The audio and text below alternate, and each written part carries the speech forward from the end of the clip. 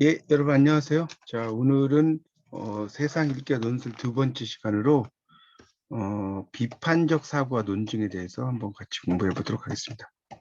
비판적 사고와 논증. 자, 그래서 이제 우리가 논술에 대해서 이제 1강에서 공부를 했지만 이 논술이라는 것은 어떤 비판적 사고에 기초한 논증적 글쓰기죠. 비판적 사고라는 건 뭐냐? 어떤 주장이 있겠죠. 그러면 이 주장을 받아들일지, 거부할지, 수용을 할지, 거부를 할지에 대해서 또는 이제 이걸 유보할지에 대해서 이런 거에 대해서 이제 주의 깊게 신중하게 결정하는 거죠. 이런 것들이 비판적 사고라고 볼 수 있습니다.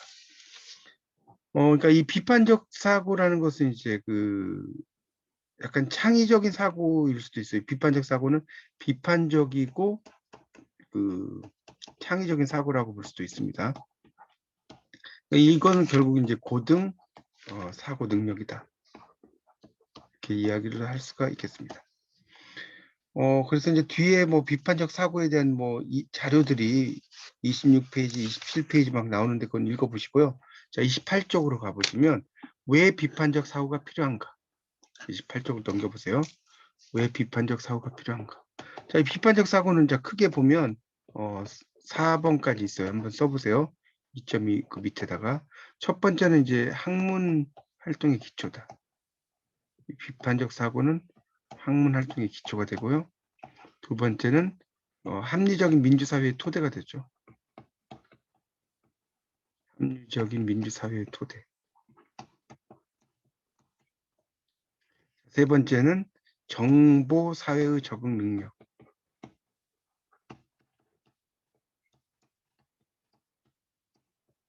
네 번째는 업무 수행 능력이죠.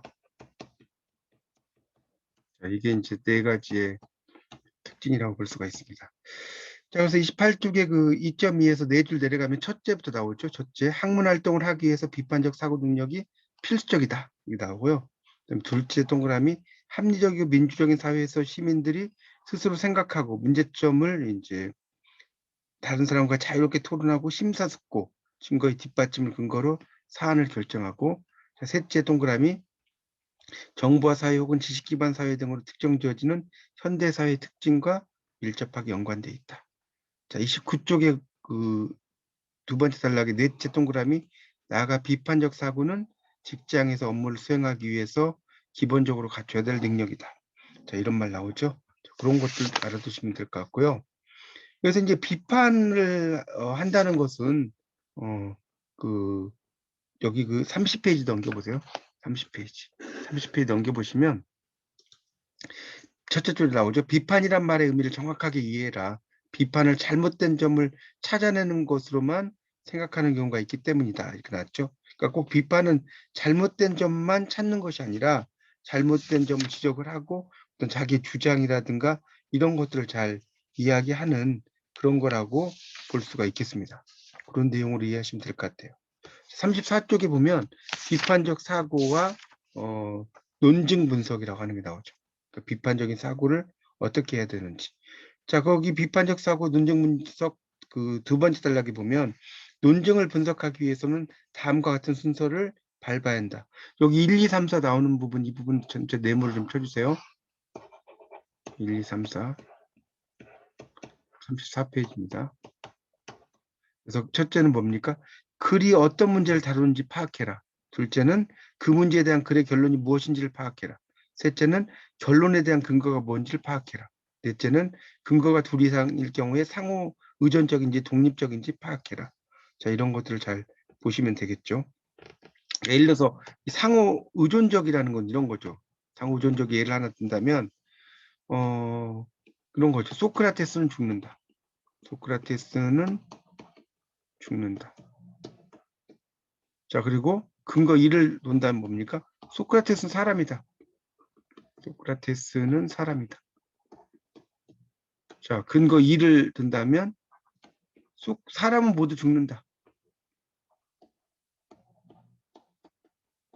그러니까 소크라테스가 죽겠죠. 사람이니까. 자, 만약에 이제 상호 독립적인, 상호 의존적인 것에 이제 여기 예를 들었는데 상호 독립적 예를 든다면 새 공항을 건설해야 된다. 새 공항을 건설해야 한다. 자, 근거 1. 지금 공항은 좁다. 지금 공항은 좁다. 그다음에 근거 2는 지금 공항은 안전성이 떨어진다. 지금 공항은 안전성이 떨어진다. 성이 떨어진다. 이렇게 한다면, 그러니까 이것은 상호로 이제 서로 의존이 된 거죠. 이렇게 되니까 무조건 지어야 된다는 것이고, 이것은 새 공항을 건설하는 게 이제 이거는 뭐 지금 공항이 좁고 안전성이 떨어진다라고 했어도 이 공항을 약간 리모델링을 하거나 할 수도 있는 거죠. 그러니까 이렇게 됐다고 해서 반드시 새 공항을 건설해야만 한다라고 할 수는 없겠죠. 그런 것이 이제 상호 의존적인 것과 독립적인 것의 차이점입니다. 자, 36페이지에 보면 이제 논증 분석 훈련이 쭉 나와 있어요. 36페이지부터 논증 분석 훈련. 그래서 거기 다음 논증에서 결론과 근거를 찾아보자 해가지고 1, 2, 3 이렇게 나오는 것들이 쭉 있습니다. 거기 보면 1번에 1 공중전화기 고장났다. 수화기를 들고 동전을 넣어도 신호음이 안 들리거든. 게다가 이건 추가죠. 추가라고 써놓으세요. 누군가 고장이라고 써서 붙여놓기까지 했잖아. 이런 식으로. 그러니까 그 근거를 쓰는 거죠. 찾는 거죠. 또 이제 프로 권투를 불법해야 할 때이다. 권투는 언제나 뇌의 손상을 유발한다. 그러한 상해를 입는 것은 폐지돼야 된다. 나왔죠.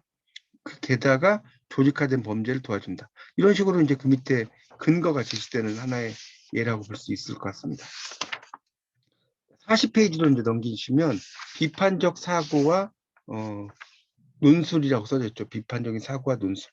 그러니까 거기 비판적 사고를 한다는 것은 거기 첫째 줄 나오죠. 말에 대한 판단 능력, 글이나 말을 이해하고 평가하는 능력이다라고 나오죠. 이런 것들이 이제 상당히 중요하다는 거죠. 그래서 이런 비판적인 사고가 우리 사회에서 이제 상당히 중요한 하나의 그 의미라고 볼 수가 있겠습니다. 그런 내용들이 이제 있어요. 그러니까 예를 들어서 이제 비판적 사고가 이런 거죠. 그 41쪽에 논제 1, 2, 3이 있는데 뭐 제시문의 공통적인 주장하는 바를 요약하라. 요약을 하라. 그다음 두 번째는 반론을 제시하라. 세 번째는 토대로 정보 사회의 이상적인 민주주의를 구상하고 구체적인 방안. 이 토대라는 것은 결국 뭡니까? 논제 3에 적용을 한다는 의미로 볼 수가 있습니다. 자, 그래서 이제 다시 조금만 더 정리를 하자면 이 논제 1은 요약하라 이렇게 나왔죠. 요약하라. 이 논제 1은 요약하는 거니까 분석적인 이해 능력이죠. 그냥 요약을 하는 거니까. 자, 그런데 논제 1이 아닌 논제 2는 반론을 제시하는 거죠. 반론을. 자, 이 반론을 제시한다는 것은 비판적인 평가죠. 핵심 주장을. 자, 그다음 그렇게 이제 쓸 수 있겠고요. 그 밑에 나오는 이제 논제 여기는 이제 2가 되는 거고 논제 3. 자, 논제 3은 이상적 민주주의를 구상하라. 이상적인 민주주의. 실현 방안 이런 거죠. 자, 그러니까 이건 뭡니까? 창의적 적용이죠. 이런 것들 토대로 이제 쓰는 거죠. 그러니까 갈수록 이제 난이도가 높아진다라고 볼 수가 있겠습니다. 그래서 그런 그 내용들을 이해하시면 되겠죠. 자, 이런 내용들을 토대로 해서 이제 여러분이 2장의 비판적 사과 논증 이 부분을 잘 정리하시기 바랍니다. 그래서 여러분의 어떤 내용으로 만드시기 바랍니다. 이상 비판적 사과 논증에 대한 강의를 마치겠습니다. 감사합니다.